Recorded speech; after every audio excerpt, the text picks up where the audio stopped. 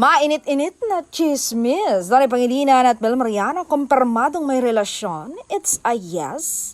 Sinagot ng kapamilya star na si Donnie Pangilinan ang tanong ng isang netizen kung in a relationship na ba siya.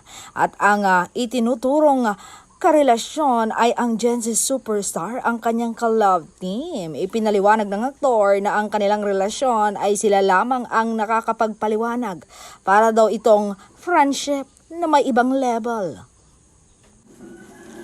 It's a yes. It's like friendship na relationship. Kung anong meron kami, it's a really our own sa ni actor. There are many types of relationship. And kung ano man ang meron kami ngayon, it's really our own. Paliwanag pa ni actor. Lagi raw nasa tabi niya si Belle, lalo na sa mga oras ng pangangailangan. The fact that she's always there, kung alam nyo lang, she's always there for me.